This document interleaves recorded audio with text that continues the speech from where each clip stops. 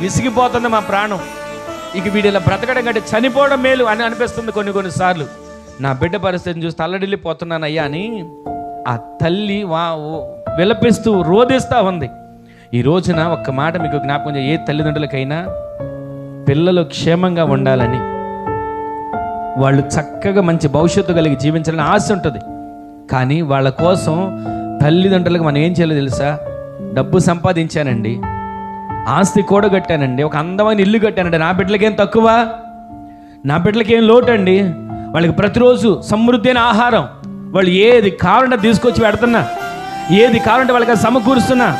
నిజమే, పిల్లల్ని చూసుకోవాలి, జాగ్రత్తగా కాపాడుకోవాలి. అలాగే మన బిడ్డల కోసం వాళ్ళకి ఏది కావాలో పెట్టడం మాత్రమే కాదు, వాళ్ళ కోసం ఒక్క పూటైనా ప్రార్థన చేయగలుగుతున్నావా? ఆలోచించండి. ఎన్నోసార్లు నేను చెప్తున్నా, పిల్లల భవిష్యత్తు దీవెనకరంగా మార్చబడాలి అని అంటే తల్లిదండ్రులుగా మీరు బాధ్యత వహించాలి. పాలిచ్చే తల్లికి చెప్తారు, ఆ పిల్లోడికి అనారోగ్యం రాకుండా ఉండాలంటే నువ్వు తినే తిండి జాగ్రత్తగా ఉండాలి, చల్లటివి తాగకూడదు, వేడివేడిగా తినాలి, ఇదిగో ఇష్టం వచ్చినట్టుగా నువ్వు ఎక్కడ పడితే అక్కడ కూర్చోకూడదు, ఎలా పడితే అలా ఉండకూడదు. ఎన్ని జాగ్రత్తలు చెప్తారండి. ఈ రోజున ఒక చంటి బిడ్డకి అనారోగ్యం కలగకుండా ఉండడానికే బాలింతగా ఉన్న తల్లికి అన్ని జాగ్రత్తలు చెప్తున్నారే.